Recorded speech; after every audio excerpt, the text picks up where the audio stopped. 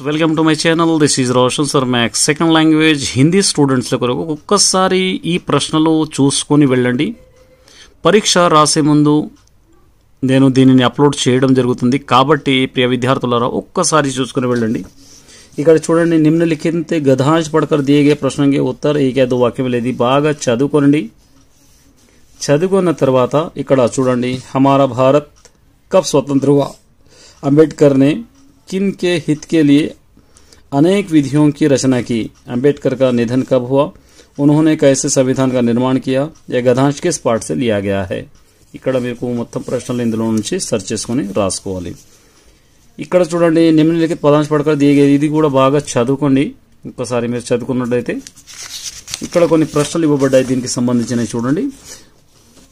किस प्रकार का आदमी परन और परश्रय पर अपना जीवन गुजारता है? कामचोर आदमी को कर्म भीरु किसने बना दिया?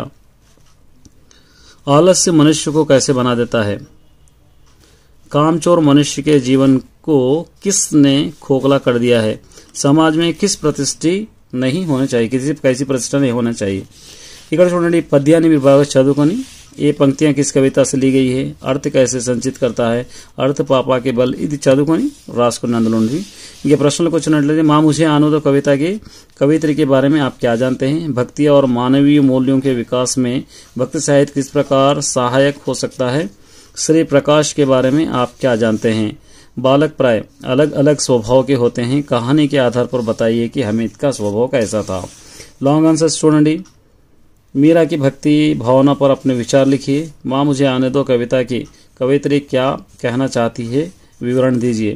मनोरंजन की दुनिया में हिंदी के महत्व पर प्रकाश डालिए. कलाम के विचार में आदर्श छात्र के गुण क्या है, विवरण दीजिए.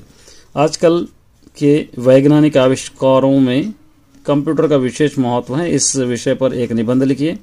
అదేవిధంగా ఇక్కడ చూసినట్లయితే యాతాయాत के नियमों का परिचय देते हुए एक पोस्टर तैयार कीजिए.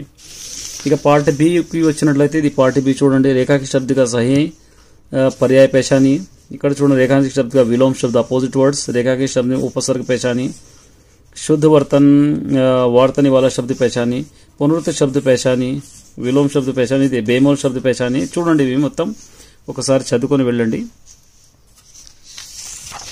అదేవిధంగా ఇక్కడ దాని కంటిన్యూ ఉంటుంది.